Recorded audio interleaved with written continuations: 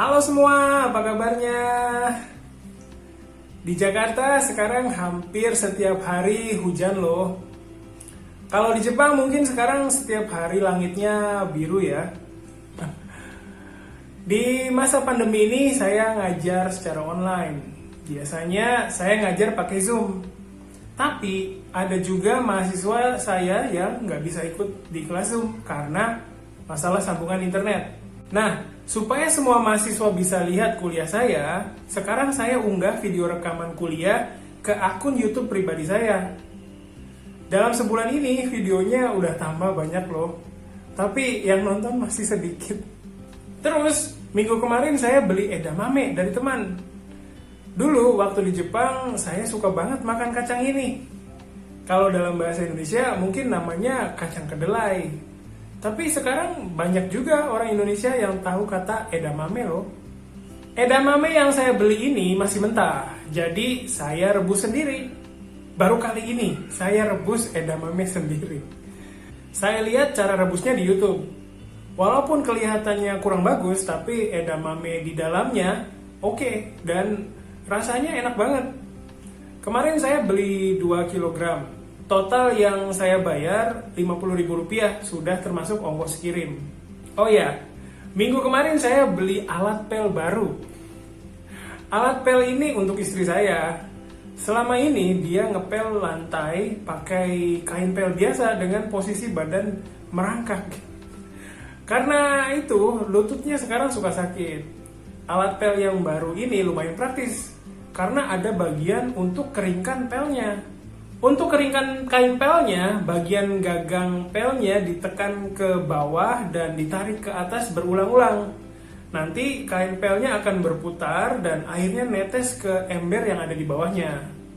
Seperti biasa, saya beli di Tokopedia. Kebetulan sedang ada diskon juga. Oke, itu tadi catatan harian saya minggu kemarin. Seperti yang tadi saya ceritain, sekarang saya ngajar secara online. Anak saya juga belajar secara online. Karena kondisi ini, kebutuhan terhadap HP dan laptop meningkat. Mungkin bisnis seputar alat elektronik seperti HP adalah salah satu bisnis yang nggak terlalu kena pengaruh negatif dari pandemi.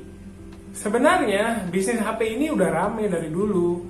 Dulu sekitar tahun 90-an, orang Indonesia yang pakai HP masih sedikit.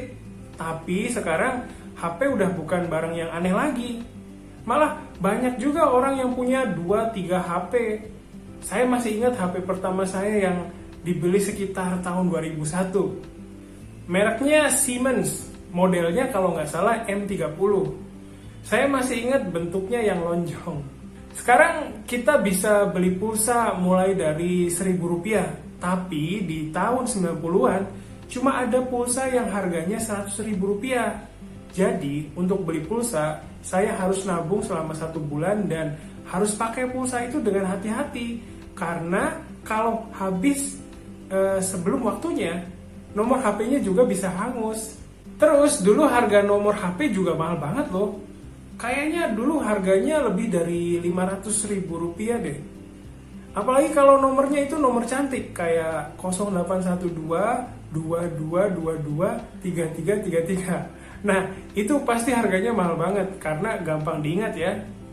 Dulu saya pernah cerita tentang HP juga sih di MIB. Terus pernah cerita juga tentang kenapa orang Indonesia lebih suka WhatsApp. Nah, di video kali ini saya mau cerita tentang counter HP. Apa ada yang ngerti kata-kata ini? Counter HP. Sudah biaya kelasnya mahal, harus beli buku pelajaran yang ditentukan sekolah, dan juga harus repot-repot pergi ke sekolahnya. Padahal sudah berusaha, tapi tetap tidak bisa berbicara bahasa Indonesia.